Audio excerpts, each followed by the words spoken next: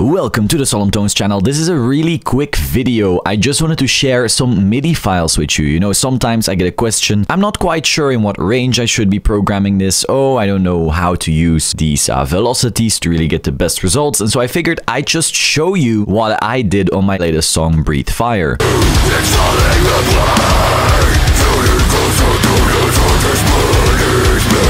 Now, you know, it was mostly just to show off how amazing these instruments really are. It can be useful to learn from these MIDIs. So in the description down below, you can download these. You will see these 6 files. So you will have the final mix right here. Do note that the instruments have to be 1 beat behind the effects. You will have 2 WAVs, one just stack of vocals if you want to, you know, balance the instruments towards the vocals. This is just the whole vocal bus, everything together. And then a stack of effects. You'll notice I did a lot of special effects and little sounds in this track to really make everything come to life. And so you also get that way you can balance this against your instruments. And then we have bass MIDI. This song was all Kraken hybrid bass and everything was on Swift mode. As for tone, it was all off, you know, on the default. No enforce, no devour attack or anything like that. Just straight from the plugin. No extra stuff going on here. As for playing, again, nothing going on. We didn't use human error because we wanted the bass to be as clean as possible. It just needs to slam hard. I don't need realism in my bass when it's just doing the thing it's supposed to do in the low end. And apart from that, the vocals and all the other effects can make the song come to life. I didn't need some expressive bass on top of that. Once again, it was all hybrid stable because that's the most consistent, you know, it just keeps the low end of your mix nice and tight. And I don't have to worry about other things, you know, I could just get straight into creating. Then for Odin, once again, everything on Swift because it's nice and easy. And then the final mix of this song doesn't actually use Mjolnir drums. You know, I like transparency. It was Ivan from Anthropocide Studios who actually created a final drum mix. And so I'm not quite sure what he used on there, but it's sounding really good. However, for all of the pre-production, everything, I was using Mjolnir. Basically the basic settings, but cymbals a little lower and snare a little higher. So once again, you'll find all of these MIDIs here. If you haven't picked up Kraken hybrid bass yet and you like the sound of the bass in this mix, you can pick it up using the code KrakenYT to get 15%